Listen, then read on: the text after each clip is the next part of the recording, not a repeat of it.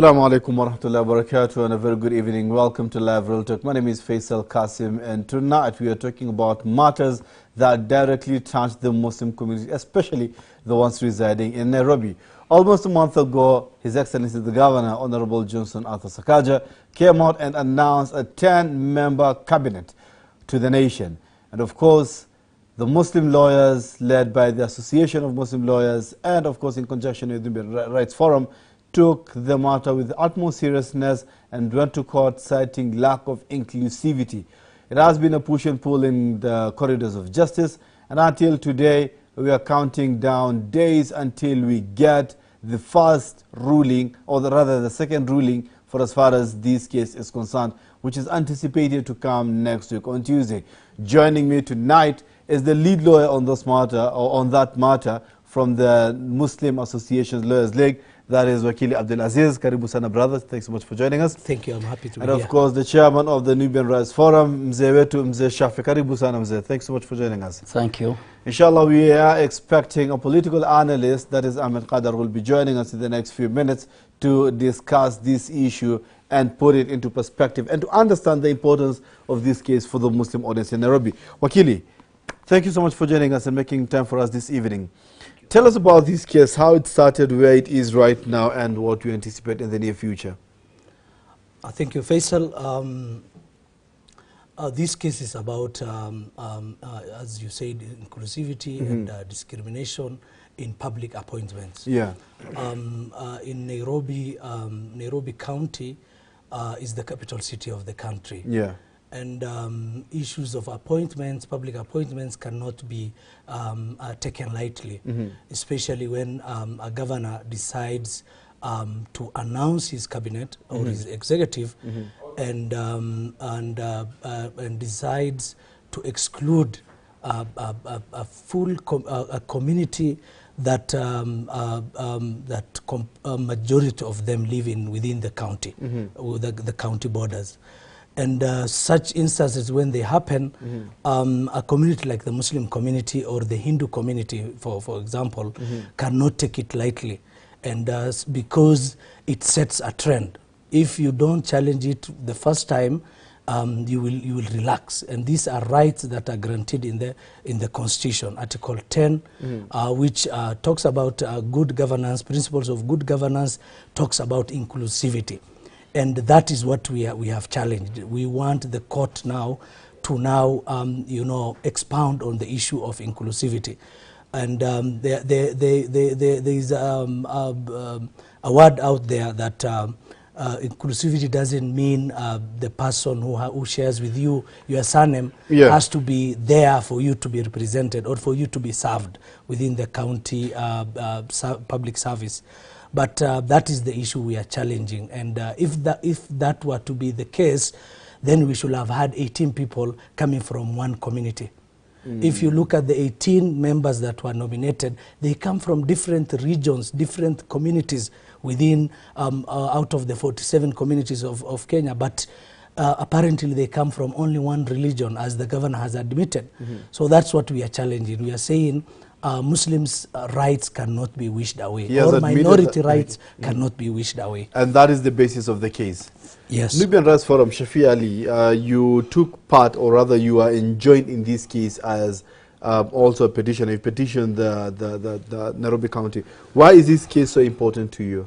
It is so important to me, simple because it has become a culture for exactly what His Excellency the Governor has tried to show us as the Nairobi people, and of course we are the super minority in Nairobi.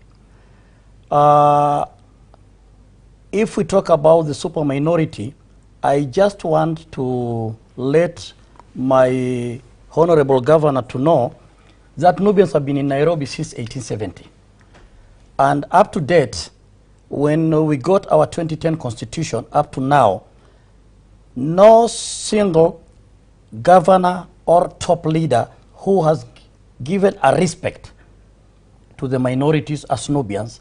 And an example I want to give is the people who were in Nairobi by then was 1 Nubian, 2 Hindus, and 3 the Maasais. So by today, all the communities who are in Nairobi, my honorable governor cannot tell us that he is for us all, and yet he's putting CECs who there's no single Muslim, who there's no single Nubian, or any other minority tribe. So it is so important to us because we need to tell honorable governor that we are not fighting him, but we are telling him to respect the rule of law. The constitution here is very clear. Article 174, Article 100, and Article 56. And I think my good governor is a well-knowledgeable guy. He's still a young guy. He has a long way to go. So, but if you cannot respect this constitution, then we are going to the same place of impunity. And we want to stop that. Thank you so much, Shafi, for Ahmedkadar. Thanks so much for joining us this evening. And the political trend, the political pattern is always as the positions are being rewarded to those who have been loyal, the loyal servants or the loyal soldiers with you during the campaigns and during the battle until you clinch the seat. Arguably, because the governor is not here. So I'm just trying to think out loud. Maybe it's because Muslims didn't come out openly, right? Because we saw the gubernatorial candidate Polycarp Igathe being endorsed by Muslims in Saali, being endorsed by Muslims at the Islay High School, by the Islay business community, and so on and so forth. So maybe he didn't see that support forthcoming as much from the Muslim community. That's why he took it upon himself to actually reward those people who were in his campaign team. What do you have to say about the appointment? First of all, thank you for having me this very night. The point that positions are given to loyalists or people who campaign with you is neither here nor there, because when you form a government, this level of the county government, you form for the people of Nairobi, and the people of Nairobi are diverse. They come from different backgrounds, they come from different religion, they come from different ethnics and all that. So when people were looking for votes, Governor Sakaja and Governor Igathe were all looking for votes. In fact, it was the candidate then, Igathe, who somehow was seen to be slighting a section of the communities that live in Nairobi, and people tried to go to side of Sakaja. So the point that Sakaja was not being endorsed by the Muslim community doesn't hold water, because the most prominent Muslim personality in this country, in this city, and of course also in this country, and who is well known, the Grand Mullah Ahmed Nasir endorsed the Sakaja in his office. So if I were to go by your words that he was not endorsed, it's not true. That's not true, because he was endorsed by professionals. He was endorsed by by people who are known within the community, people who are known within the country. So that's not. I fail to understand. Sakaja, it's not any other governor. Sakaja was born and brought up in this city. Yeah, he grew up within this city. He knows the diversity of Nairobi. He grew up, as he says, in Karioko, largely a Muslim-dominated area. Yes. area. So he understands better. He is the last person to segregate, Nairobians based on religion and that kind of thing. It's very unfortunate that a young man like Sakaja, who came to power through the youth votes, whether we supported him or not is a different story, who came to power through that, now to start dividing Nairobians into ethnic and religious lines. We shouldn't be having this debate tonight about whether there are a minority is there or not. And I think, as the Wakili said, lawyer Abdiaziz said, it set a bad precedent, honestly. Since devolution, at the advent of devolution 2013, we had Governor Kidero, we had Governor Sonko. In their cabinet, we had the face of Nairobi. I don't know, if you have to compare Governor Kidero, Sonko and Sakaja, it's a Sakaja who will claim to know Nairobi better than them, because he's born and bred, and of course born and brought up. Most of the time. So, as I already said, it's very unfortunate that he's trying to, and I am very, very proud of the Muslim lawyers who took this case to the courts, and I don't know how far it's going, but I know that they got a ruling that stopped the nomination. The vetting by the vetting at by the MCAs. By the MCAs. So I think it's something that need to be stopped. It should not happen. It should not have happened, and it shouldn't happen. Great. Thanks so much. Wakili, you have been accused of abusing the court processes and actually petitioning the process at a very early stage. And of course, the governor has argued that it is in his own discretion to choose whomsoever he wants for as far as they fit the criteria set by the Constitution, having passed the Chapter 6, being qualified, and and all those things. So, governor argues that it is in his discretion, as enshrined in the Constitution, to pick whomsoever he wishes, and of course forward the name to the to the MCAs, the County Assembly, for them to be vetted. Sentiments that have been echoed by the County Speaker, Nairobi County Speaker. What do you have to say about that, Wakili? Faisal, let me tell you this. There's nowhere in the law that says that a governor can do whatever he wishes. There is rule of law. There is a constitution. There is the County Government Act. Section 35(1) of the County Government Act says a governor must use the full extent possible to have a diversity in his executive. How does he go around that section of the County Government Act? That when the governor was sworn in, he swore to defend the Constitution. He cannot go out there and say, I can do whatever I want. Which law did he quote when he was saying that? Because it's nowhere in the law that says a governor can do whatever they wish to do. And the issue that we are abusing the court process is laughable, really, because under Section 19 and 20 of the Bill of Rights, Chapter 4, it is the courts that enforce the Bill of Rights. And if you feel by any way your rights have been infringed, it's only the courts that can interpret the Constitution and that guarantee the courts are there to defend the rights of minorities. And Faisal, adding to what my brother here, Ahmedkadar, has said, Sakaja is the last person we expected, because I'm a Nairobian. I'm a voter here. I voted in the August election. I voted for Sakaja, and I'm a Muslim. So if the argument that he's excluded the Muslims because they didn't vote for him, they didn't endorse him, or they didn't finance him, or it's neither here nor there, because even if that argument will fail, because they are all Kenyans. The other two county governments included Muslims and Hindus and minorities within, their cabinet was diverse. In fact, just to enforce what he said, during the 2017 election, the Muslim, if we were to go by the argument that maybe Muslims didn't come out openly to support Sakaja, which I don't buy. There was also in the 2017 election between Sonko and Kadar, who was endorsed more by the Muslim community. It wasn't Sonko, it was Kadar. But Sonko still went far and even brought Indians, Muslims, and all that into his cabinet. Yes. I just wanted to point out that. I just want to quote that. Wakil, you can continue as I'm looking for that submission, that document, but you can proceed. Yes. So the argument it falls flat, Faisal, that I can do whatever I want. I've excluded, because the funny thing is the governor has not even defended himself in a way that consoles the Muslims. In a way that he says there are 2-3 applications I received, and none of them were compliant with the law. A Muslim did not comply with Chapter 6. We are not seeing such arguments. What we are seeing is, chest thumping and saying that I can exclude whoever I want. You don't have to have a CEC who goes to the same mosque or the same church or anything. Because if that were to be the argument, because Kenya is composed of different religions, but the two majority religions, or three, let me say 3 religions, are Christianity, Islam, and Hindu.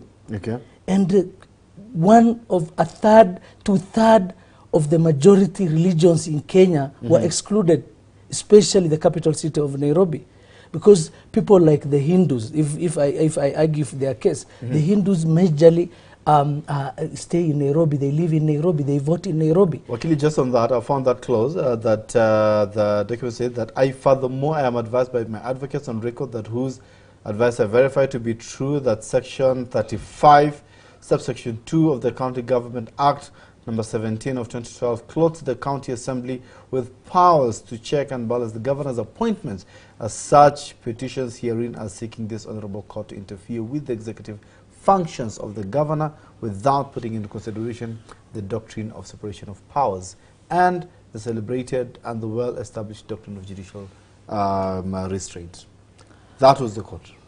Yes, I can respond to that because you see, the Governor Sakaja is the governor of county government of Nairobi. Yes. The president, His Excellency William Ruto, his appointments of permanent secretaries was stopped by the court.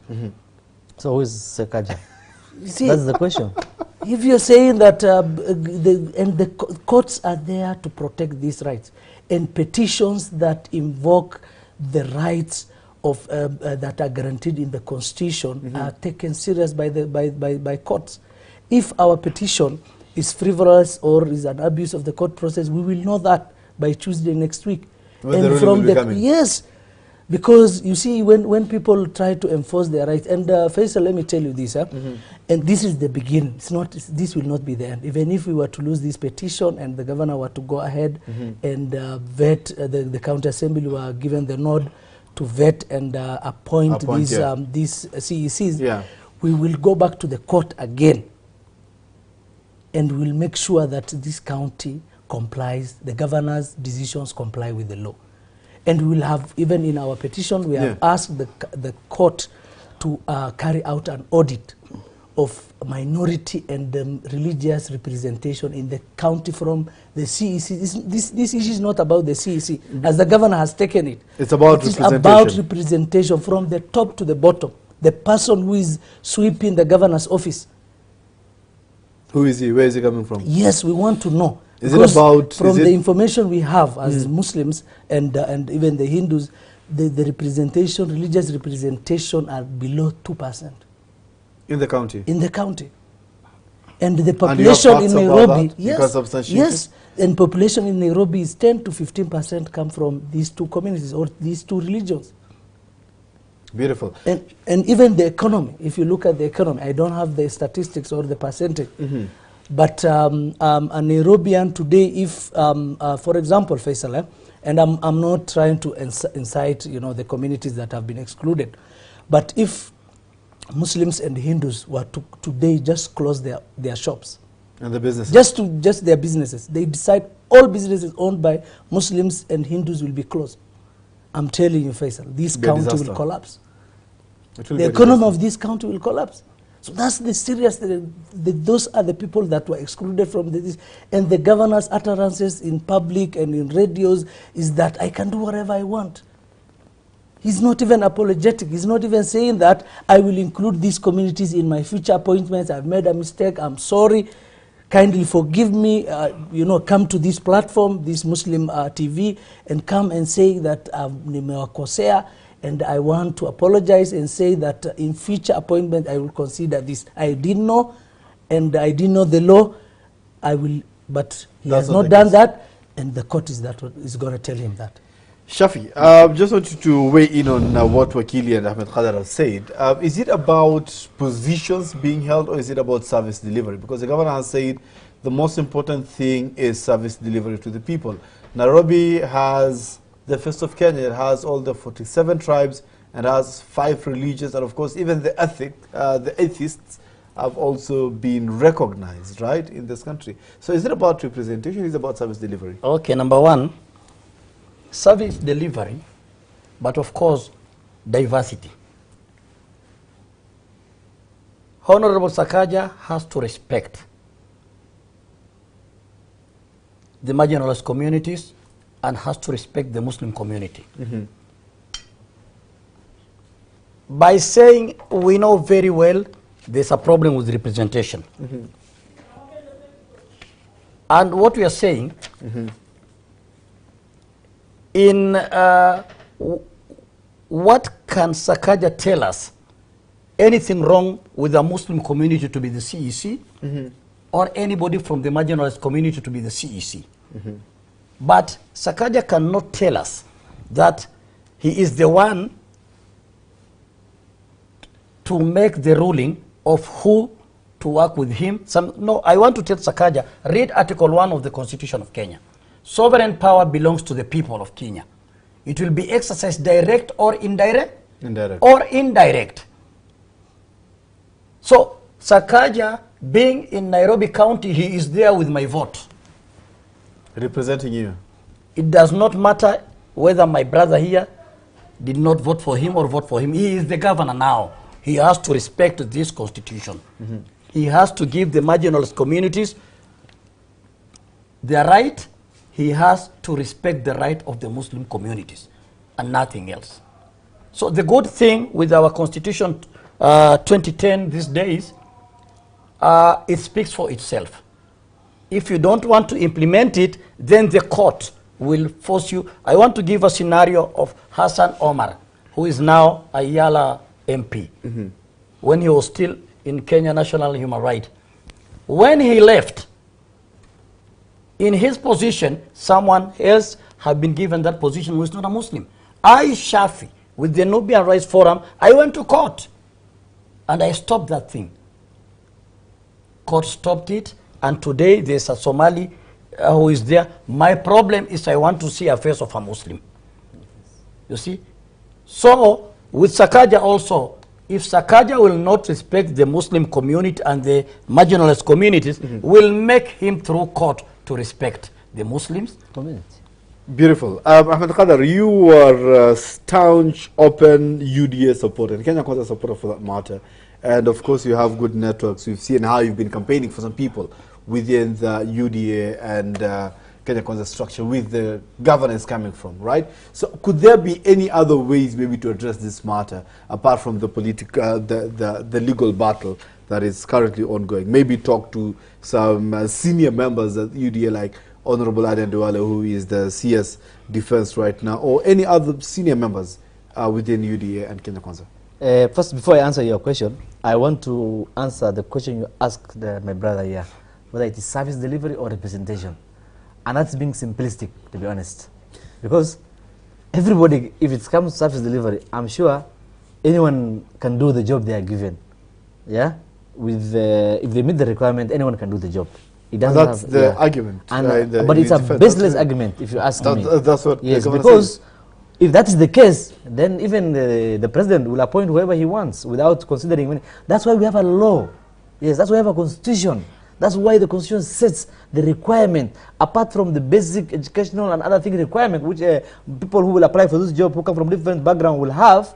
There is a minimum requirement, designed by the constitution, that for you to have 10 people in this office, they must come from this ABCD criteria. Non-educational, non-academic, let me just put it that way, which is diversity. There must be equity. And equity does not mean... And integrity and all that. And all that. So when the governor of Nairobi, His Excellency Governor Sakaja, that omits minorities and Muslims from this list, what message does he send to the rest of the country? What message does that send, to even, you don't matter? Is that what it sends? You don't exist? Is that what it sends? I don't know. You answer me that question. So honestly, your question now. Now let's come to your question of whether we should have used any other means or ways to try and try. Look, the people of Nairobi did not elect any other person to address their issues. The people of Nairobi elected a governor, Sakaja, who won. Of course, there was a competition between two people. He became the president. The governor. Sorry. And when you become the governor, you become the governor of everyone, whether they elected you or not. And there's no way you can know who elected him or who didn't elect him, by the way. Secret ballot. So going to other people, why should you go to other people when you have the law, the courts of law and you have the constitution of Kenya? Why should you go through other people? I'm sure maybe at a private level, people must have addressed that through other private means. But I don't think it should be the main thing. Neither should it be something we consider. Because you do the job you are given. If you don't do, there's a court of law. The court of law, that's why it has been stopped. If we didn't have a law, he will do whatever he wants. However he wishes. However he wishes. And now, the issue of me being a UDA, it's an open knowledge that I have been a right winger or whatever they call it within the UDA fraternity. I have been supporting UDA. I have supported UDA when it was not fashionable to support UDA. I have been going to TV here and other mainstream TV stations like your station and other main ones also, and coming and talking about when it was not fashionable to talk about UDA, when it was not fashionable to support William Ruto, His Excellency the President. I have been supporting. I have been blogging about it. I have been writing articles. I have been tweeting about it. I have been going to their rallies. And there are no any other ways to, and then you feel court processes. And I'm sure even them, they must be wondering why the governor of Nairobi, which I don't think they will even interfere with his work because he is the governor of Nairobi.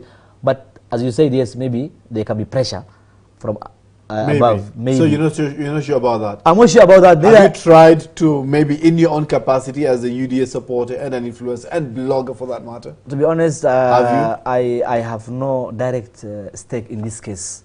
Yeah. But you're a Nairobian. I'm a Nairobian. I'm a Nairobi voter. You're a Muslim. Yes, I'm a Muslim. But I did my bit in terms of creating awareness, in terms of, I even tagged him in my tweets about this issue when it came out. I tagged when these guys had a press conference, I was amplifying their messages and all that I was doing. But I wasn't involved in the main case in terms of going to courts and all that, because that's why we have the Muslim Lawyers Association.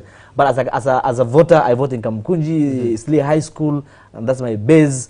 I did my bit as a Muslim, as a Nairobi Muslim. Great. I want you to hold it there because I'm being told we need to go and pay our bills at the moment right now. And I'm asking you to please do not go anywhere. Remember, our WhatsApp message is streaming live as well on Facebook and YouTube. And you can also send us messages on WhatsApp, questions that we are going to read right here on the studio and ask this amazing panelist with me tonight. On a point of note, I think it's important to know that I tried to reach out to His Excellency the Governor directly, but he was not available at the time, and that's why we don't have him here. Neither do we have a representation from the county right here tonight in the studio. So let's go on a very short break, but again, we're going to be back in a very short while. Don't you go anywhere.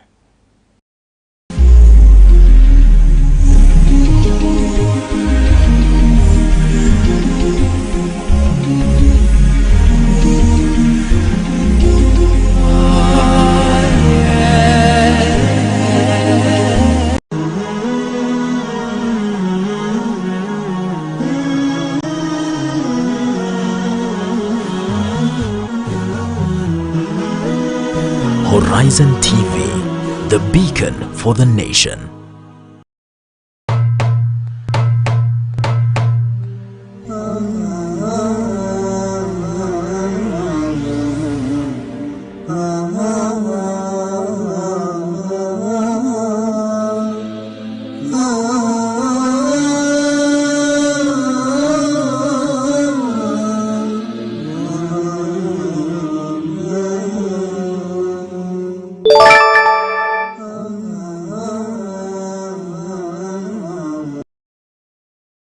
Verse of the day.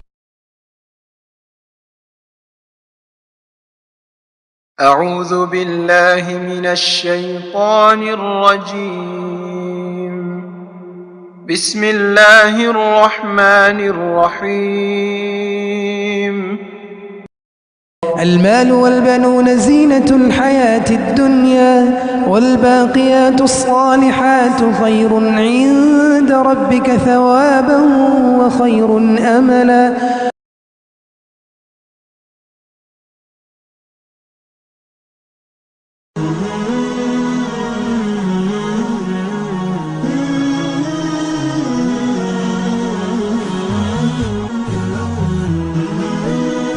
Horizon TV, the beacon for the nation.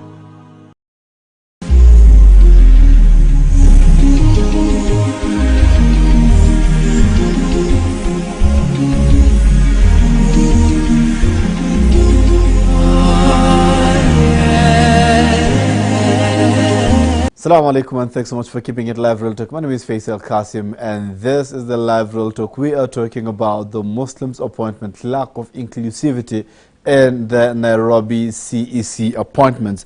Wakili, you have been accused of being entitled. Even some people coming on the comments say that we are Muslims and these people are so entitled on social media after your press conference. So I want you to answer two questions in one. One, you are feeling so entitled, and number two, why is this case so important to the Muslim community and the amount of sensitization you have done to the Muslim community itself that you're representing and fighting for?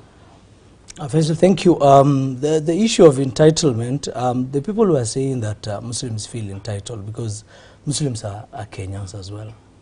And for so many years, for 50 years, Muslims have felt marginalized by, public appointments. If you look at where Muslim majority, the Muslim community majority where they live in Northeastern or the Coast Province, as it were, was marginalized in terms of development. Even today, even 12 years 10 years of devolution is not changing the fortunes because of the marginalization and neglect these communities have felt.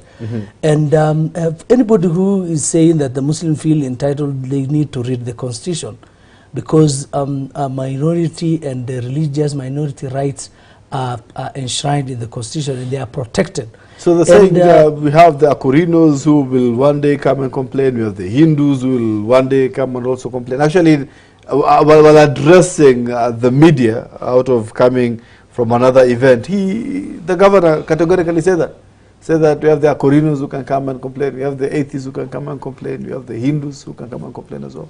So hence the grapevine, hence the information that you're feeling so entitled and you're disrupting the county processes. What I will say is these minorities like the Akorinos, Kalasingas or Hindus or anybody else or even the atheists, they need to fight for their rights. They need to fight for their space. And by denying Muslims their rights and defending themselves, the governor defending himself and saying that this should not set the pace because Akorinos will come in future, is you cannot deny the Muslim rights by claiming that somebody else, a minority group, will come, because minorities, are, as I said, are protected in the Constitution. And these people who are saying that Muslims feel entitled, they need to fight their own space. They need to fight for their rights. If Muslims are out there fighting for their rights, nobody should condemn them. Really, nobody should say that you are going to court because you feel that the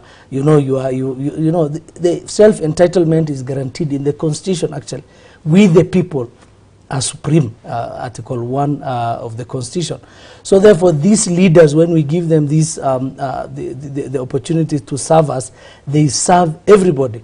And if a group feels that they have been excluded, like a group like the persons living with disability, they were excluded. And they have a right to go to court, even after us, whatever the outcome of the court, if they feel they have been left out, still, even if these Muslims or Hindus are included in the executive, they still have a right to, and this process might be stopped again until it complies with the law. Simple, Faisal. Let me ask another very important question. So you are fighting on behalf of the Muslims community? Muslims and Hindus, ethnic and religious minorities. And nobody is paying you, nobody is sponsoring you to fight the county? Nobody, Faisal. We are fighting for the communities. I don't think fighting is the right word to use here, because no one is fighting the county. People are fighting for their rights. The rights, fighting for our rights. Language is very important. And nobody is sponsoring you for that matter? Nobody. The petitioner is the Association of Muslim Lawyers. We are lawyers, we came together and we said this.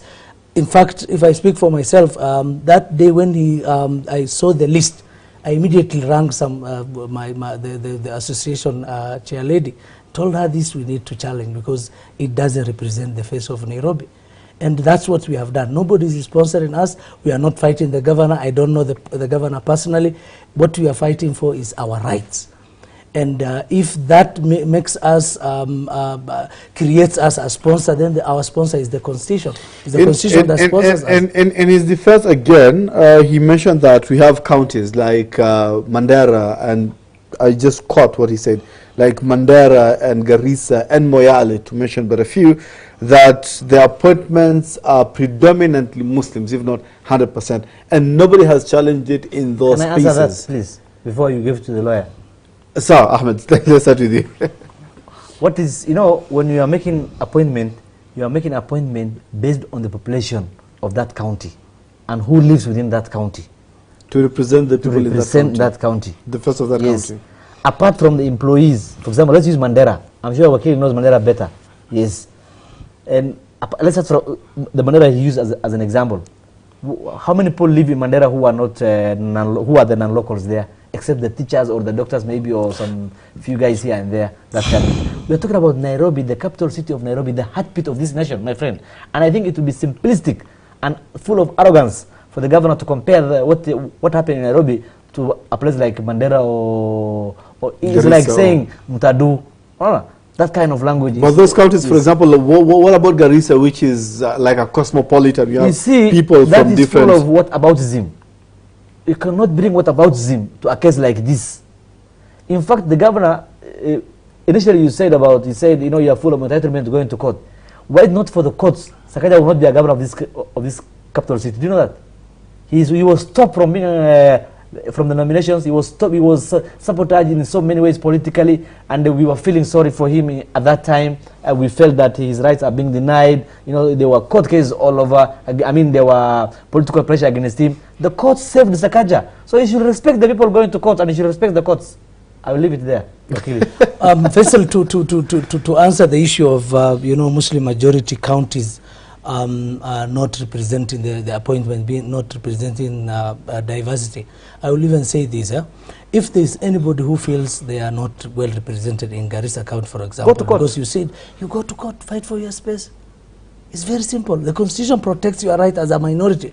If you are a minority in Garissa County, or even Mandera for that matter, you are local there, you live there, and you are a Christian. Even if you come from the same community, but you are Christian, and you have been discriminated based on your religion, you have the right to go to Mandera Court or Garissa High Court and challenge this. So there's nothing wrong for a community that lives within a Muslim majority county in, like, maybe even the coastal region, like in Kilifi, Kwale, or if they feel the Muslims are being favored or anything, they have a right to challenge. That's why we are saying high courts are all over the country. And if any party feels that that's what we felt, and that's why we have gone to court, and whether we win the case or not, then you know, we will have shown that minorities can fight for their rights within the Constitution. Somebody says Sakaja is very arrogant and has a lot of pride. He forgot when he was kneeling and begging with Muslims during their campaigns. Furthermore, Muslims contribute more than 30% of Nairobi's GDP. This is a comment, a text coming from WhatsApp. Shafi, I'm going to ask you to weigh in on the matter that we're discussing right now about people in other regions or county governments in other regions that are appointing people who are predominantly Muslims. I'm going to give you a chance to contribute on that. Okay, what I'll wish to say is on the issue of Mandera, Garissa, I just want to say Honorable Sakaja should be sober. What about if we ask him in the Western, Vihiga, Busia, are all predominantly by the same people he nominated here. Yes. So anytime if you are a leader, you need to think before you leap. Because being a leader of the people, you need to show a good example to the people who are down here. Okay. The fact of the matter is, Honorable Sakaja must give a Muslim community a chance in the CECs or a marginalized communities. This is a must. We are not begging for that. It is a constitutional right. So, and we also like to tell, I personally voted for Sakaja. I am also with this brother here. Yes. I am a UDA chap. So, but the problem, it has become a culture nowadays. You see, like an example I give of the Kenya National Human Rights Commission, if we will be following all the commissions, each and every time we'll be walking to court. So we need to have a president this time out to make sure Muslims are being respected, marginalized minority communities are being respected. It is their right to be there. So what I would like to say is, Honorable Sakaja, you are our governor. We are respecting you and we are not fighting you. But this thing of pointing finger to Mandera, Garissa, no, no, no. We are all Kenyans. We are all Kenyans. We deserve equal rights. And we need nothing rather than we be given our right in the county government of Nairobi. Sonko have been there. Kidero have been there. We did not complain because they respected the right of the Muslims. So what about you? Just give us our right and we don't have it. Neither did they refer us to those counties anyway. But I did not hear that bit in public. But if that's what he said, it's very unfortunate, to be honest. Yes. Through the wakilis, yes. He said it's that. It's very unfortunate and it must be condemned. You know, and to be honest, you know, that shows, you know, if that's what he said, you know, in the submissions, then it is him who is entitled. You know, from that kind of language, it is him who is entitled and who is saying like, I'm here, mutadu nini. You know, that kind of language is something, and I think, you know, him being a young man, I expect better than that from him. Him being a Nairobian who understand. During the Ramadan, it was a campaign time. Okay. April, and he was hosting iftar all over places, eating pilau with people in the evenings, claiming that, you know, he understands Muslim issues. You know, he has eaten iftar with that, and today we are here discussing, you know, something contrary to that. It's really, really unfortunate.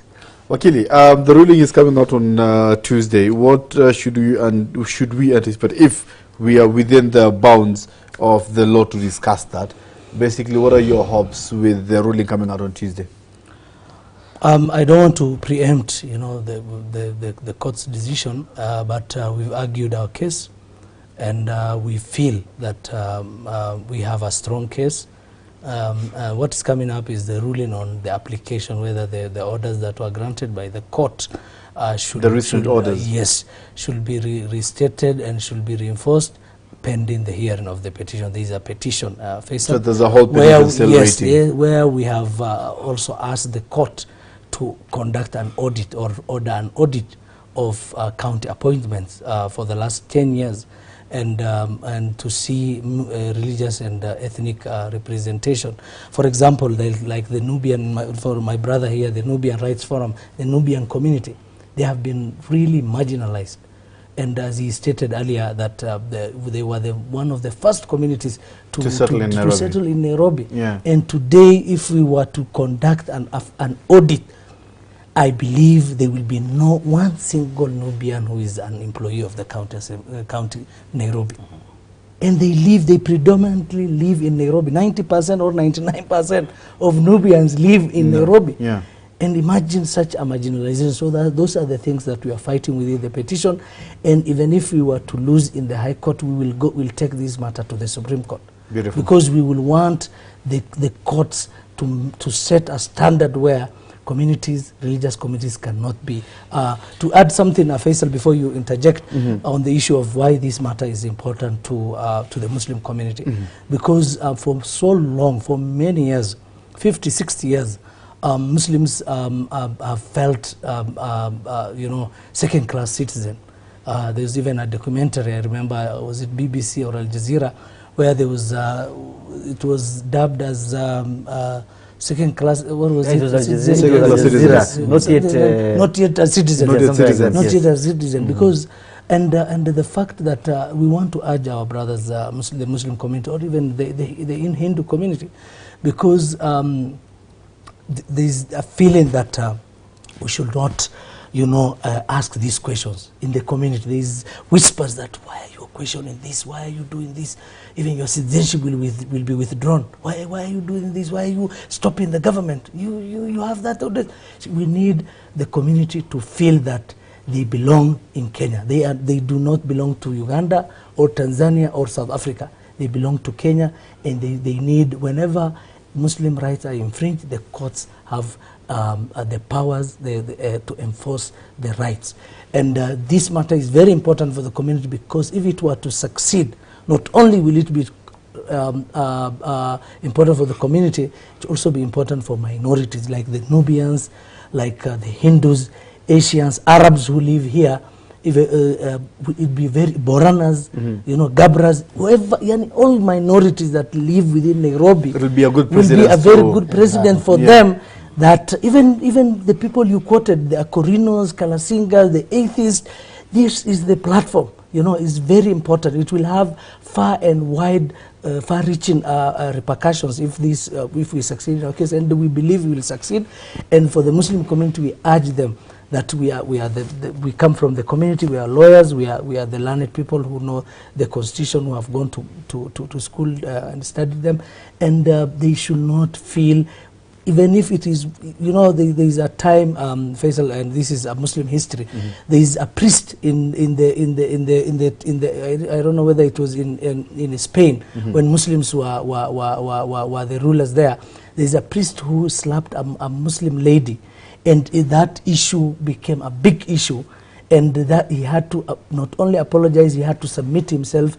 And so those are, and we want to bring to the community, because this being a Muslim TV, want to show the community that feeling of, you know, if you see a Muslim's rights being infringed on whether it is on the streets or anywhere, we need to have that feeling that is a brother who has been infringed. Fight for his rights. There was a sort of Mu'tasim when the lady was stripped off in the market, and then he said, "Ya Mu'tasim, Ya Mu'tasim Billah, where are you?" Where are you? And then he said, "Mu'tasim Billah will come with black and white horses, and will come and rescue me." Yes. And Mu'tasim conquered the city. Beautiful story. Yes. Amazing. Ahmedkadar, as you're winding up and your parting shot as well as you're talking. Now, you know, Sakaja, the Governor Sakaja, I believe is, you know, based on his history as a senator of Nairobi, he's a man who protects minorities, in the sense that he fought against the revenue allocation when it was happening at the Senate. They were Team Kenya, if you remember the history. Yeah, with the Kinamoto Kilonzo, now the governor, Triple M. Yeah, Triple M. These are guys. Governor Sakaja was leading a whole team that was fighting against the system then, to protect the rights of counties, in terms of there were counties that were claiming to be, you know, to be super majority and against other counties. And coming from that kind of background, you know, fairly, it is only fair to assume that he's a man who respects the rights of others, minorities.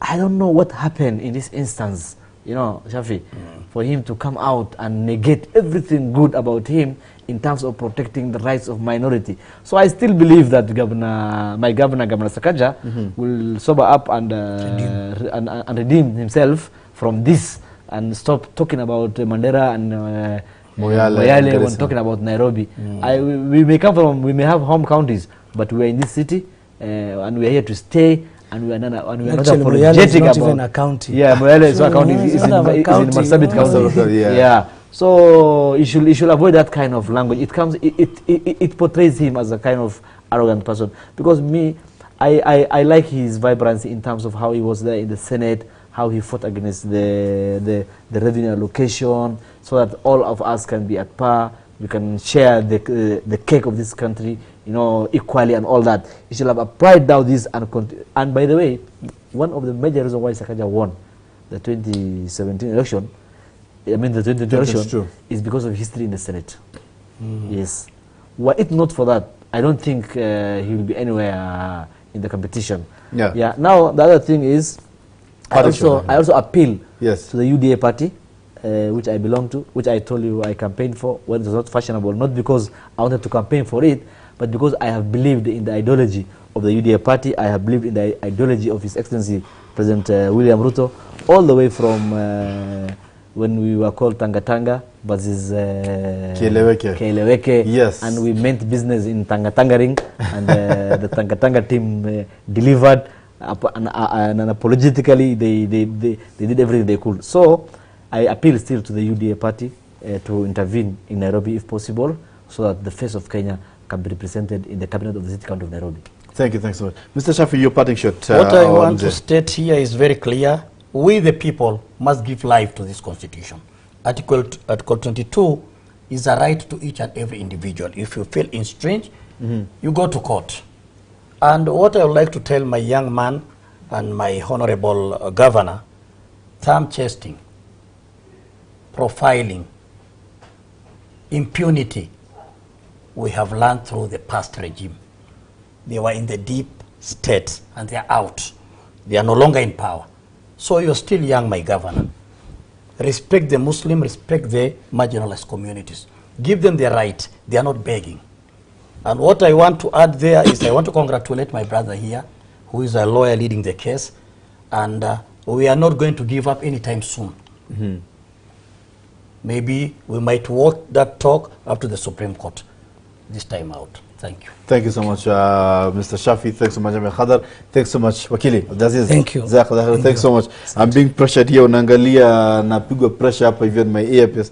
Naambiwa Faisal time imeisha ni sawa watu wengine kuingia kwa studio.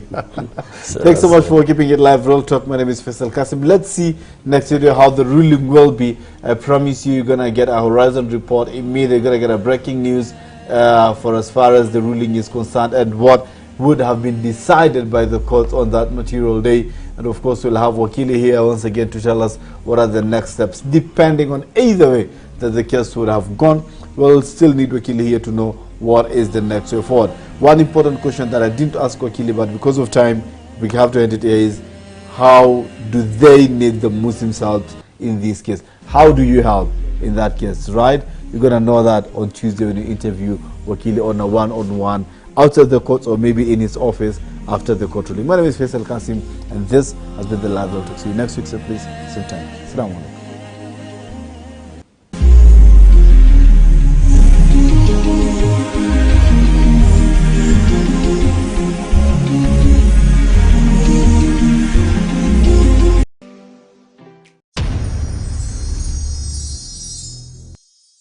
قال تعالى في محكم تنزيله بعد أعوذ بالله من الشيطان الرجيم إن الساحة